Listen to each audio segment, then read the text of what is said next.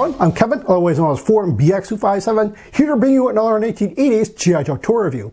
And today I'll be taking a look at the G.I. Joe's low-flying bomber, the 1989 Mudfighter, and its pilot, Dogfight. Both Dogfight and the Mudfighter make their first comic appearance in the Omova comic run of G.I. Joe in its spin-off, G.I. Joe Special Missions number 28. They make their first appearance in the main run in issue number 111. Only the Mudfighter makes its animated appearance in the 1989 DiC animated 5-part miniseries Operation Dragonfire in Part 2. Dogfight is never animated for any of the DiC miniseries or animated series. The Mudfighter is actually a fairly small vehicle. It would have retailed for around $10 or $11 back in the day, and would have been part of Hasbro's medium-sized line with action figure. However, those medium-sized lines would usually be ground vehicles where you can sort of get away with a small vehicle rather than an aircraft, as the G.I. Joe line's aircraft are usually quite large, meaning that their price point would have been much higher, around the $15 up to around $25 or so. And this thing is really only 11 inches long. Here you can see the pilot for it, and you can see just how small this thing actually is. Taking a look at the Mudfighter's features first, it has an opening canopy which seats one figure, and a fairly detailed cockpit. No control yoke or joystick, but plenty of buttons and switches. And moving towards the back, we have the Mudfighter's sole means of propulsion, an unducted fan. And by unducted, I mean that there's no shielding around the propellers. Shielding like a big ring, the way the 1984 Killer Whale had on its propellers. Now this thing can spin around like that, or like this. Now you're probably thinking, well duh, you're just spinning it in the other direction. But that's actually supposed to be one of the features of the vehicle, where it can actually spin in one direction and move forward, or you spin it in the other direction and it can actually fly backwards. And moving on to the bottom of the aircraft are where all the armaments for the Mudfighter are. 16 of these bombs altogether. We have 8 on these undercarriage hardpoints, as well as 4 on each of the wing-mounted bomb racks. The bombs are just held on by these usual G.I. Joe style dumbbell pegs, and the bombs themselves are all the same design. Despite all the bombs looking exactly alike, you're not supposed to treat them alike, because 8 of them, on clusters of 4, are on these bomb racks, and that's where the gimmick comes in. You see, the bomb racks actually come up through the wings, and you're supposed to push this thing down, and the entire bomb rack is supposed to fall off, like this.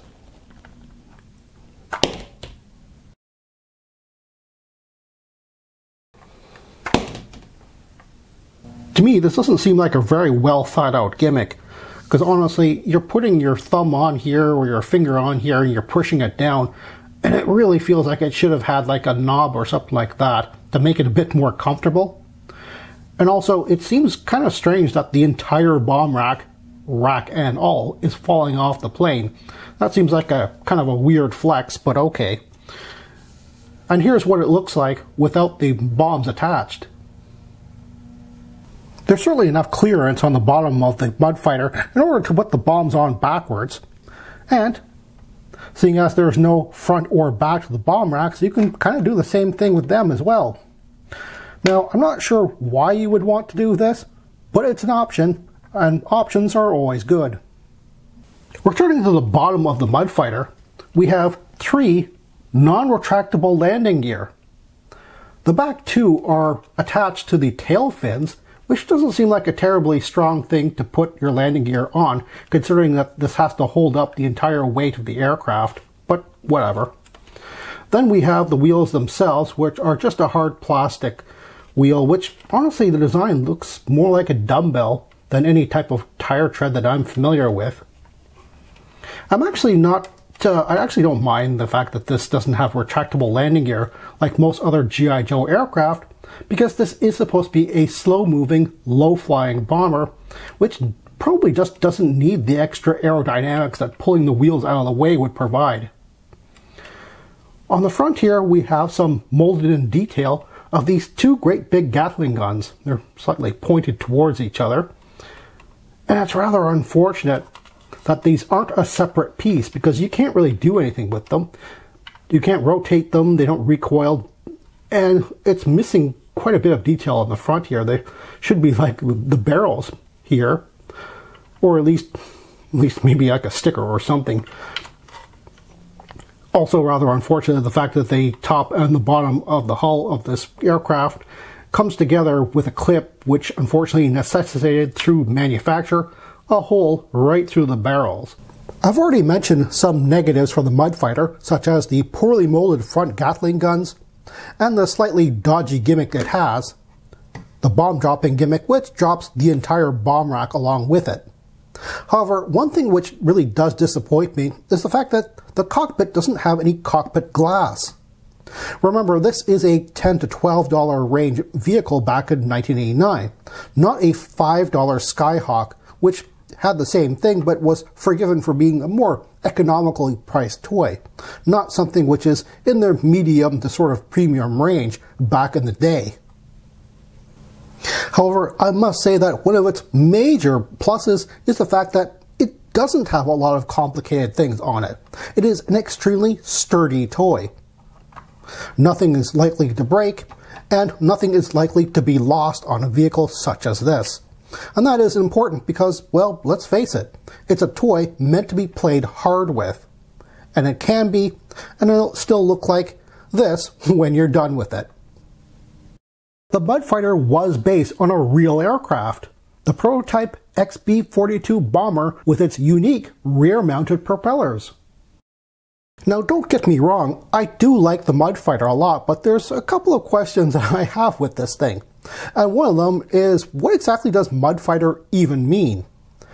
Honestly, I always thought that Mudfighter meant that it fought dirty. In other words, it had quite a lot of bombs, and that wasn't very fair. But maybe it's a colloquialism for an animal that I don't really know of. Because I know in Europe, the name of this vehicle was called the Salamander, which is a lizard which I guess runs around in the mud or on the grass or something like that. So it might just be that the name is just flying over my head. I know a lot of people really don't like the profile, or, well, basically the entire look of this vehicle. It's very strange. It's not fancy enough for it to be sci-fi, especially with the propeller at the back. But it's not realistic enough to really say that, oh yeah, this is such and such a vehicle, such as I mentioned that it might have been based on a real-world prototype bomber. But it really doesn't have the profile of anything other than like a flying boat. It's really quite strange.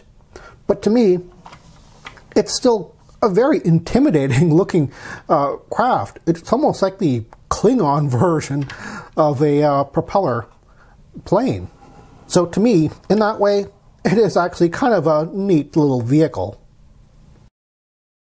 There were two variants of the Mudfighter. The first was an exclusive 2-pack released by Benny's Home and Auto in 1989. The Mudfighter itself was no different to the regular retail release. These weren't popular back in the day, and many places liquidated them a year later, such as Child's World and BJ's Wholesale. The one released in Europe was a physical variant, which came with blue bombs instead of silver. Just what would the opposite number for the 1989 Mudfighter be on the Cobra side? Well, you might think the 1984 Rattler with all of its bombs, but I consider that to be a multi-role fighter. Then there's the 1986 Night Raven with all of its bombs, but again, that is a high-speed surveillance vehicle, a spy plane to be precise. However, Cobra does have a dedicated bomber in the Cobra Condor Z-25, released in the same year. Yeah, sure, the Z-25 is a high-speed, high-altitude bomber, but it's still a bomber nonetheless. And now to take a look at the Mudfighter's bomber pilot, Dogfight. Like a lot of drivers, he doesn't come with a lot of accessories. However, he comes with a neat little pistol. I always love it when G.I. Joes come with great big 45s, and this 1911 style of pistol is no exception to that. I really love the look of this thing. It has an extended barrel, as well as a scope on the top of it, meaning that this is probably some type of a sporting variant of a 1911, like a LAR Grizzly or something like that. I wish I could show you pictures of an actual 45 or a custom 45 which would look like this. However, YouTube prohibits me from showing pictures of firearms alongside toy firearms for comparison. It's just something that YouTube is doing now, and unfortunately that's the price I have to pay in order to actually make these videos now. While having a sporty or competition or target pistol as he has goes really well with his profile, according to his file card being very accurate at throwing things at targets, it's kind of funny that he already has a pistol kind of molded onto the side of his leg already and not an empty holster. Now, I know some collectors have complained that he's a little bit too plain, and I understand that. Honestly, a lot of the driver figures from 1988 and 1989 seem to sort of lack a lot of paint apps. Honestly, it would have done this little detail across his shirt to be picked out in silver, because then it just kind of looks like part of his shirt rather than what it probably is like a microphone. Now, true, it's not really hooked up to his headphones, but, well, thank goodness it isn't an extra accessory, because that would have been easily lost and make this figure almost near unattainable. Now, I might have actually thought that this was an attachment for oxygen, but seeing as he is a low-flying, slow-moving bomber pilot, I don't think he would need extra oxygen. That was definitely a microphone. And yes, I do wish that certain things were, well, just more enhanced. Like, there should be like a design on this little patch here. It winds up looking like a metal reflector or mirror on his jacket, which I'm pretty sure would have been a patch. Or at least some design on the back of his jacket, like a lot of bomber jackets actually do have. Still, what he has is very appropriate to him.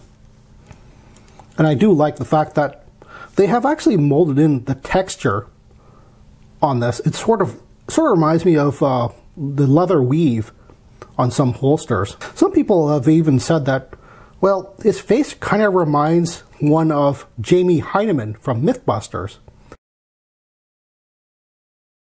Yeah, I definitely see it with the huge ginger mustache and the glasses on him. And while Jamie Heineman would have worn a beret, the hat covering the top of his head is definitely in keeping with that particular person. Again, I really like the look of this figure. Simple, yes. Plain, no. Even though he might look like he's on a quest for a golden monkey. One odd thing that really doesn't convey in pictures, however, at least to me, is he is kind of a lanky figure. He doesn't have a lot of pockets or bulges or anything like that, making him actually look a little bit taller than he really is. He is just the average height of a G.I. Joe. But because of his lankiness, because how slim he is and how plain he is, he kind of winds up looking very tall in pictures. So just who is my opposite number on the Cobra side for Dogfight? Well, as I've already chosen the Cobra Z25 Condor, it can only be the Aero Viper, which pilots that Condor. Again, yes, they are complete opposites. Whereas Dogfight relies on his skill to hit targets, the Aero Viper relies on bulking up and making sure that he can withstand the G-forces of high altitude and high speed. Dogfight had a file card variant, his regular retail release and the one from the Benny's Home and Auto exclusive 2-pack. The easiest way to tell them apart is the retail version has 2 black lines separating the text, but the exclusive version has 3. If you're looking for a 1989 Mudfighter on the aftermarket, they are fairly easy to find, complete with all of its parts, and even the driver and its accessory. You can find them for a fairly, in my opinion, reasonable price. True, it's not a very popular vehicle, so that kind of goes with the whole aftermarket value of this thing. And it is true that this is a very sturdy toy. You're not likely to find one which is broken. Despite the fact that I have seen some of the connector points for the bombs, sometimes 1 or 2 of them will be snapped off, but that is a very rare thing. This is mostly a vehicle you will find completely intact on the aftermarket. And yes, there are 16 bombs, but they are all the same bomb, so you don't have to find a left or a right version of them, or a long or a skinny version. They're all the same design. Except if you're in Europe, you might have to find the blue versions of these bombs, and that might be a little bit harder to find than the North American releases, which are more plentiful. There are, of course, the bomb racks themselves. Again, not very hard to find. And despite the fact that the figure is mostly found without his accessory, the pistol, it is still not a very hard thing to find on the aftermarket. True, he is actually far more popular than the Mudfighter that he pilots, but again, he is a fairly easy figure to find complete on the aftermarket, even if you want to find him separately from his vehicle.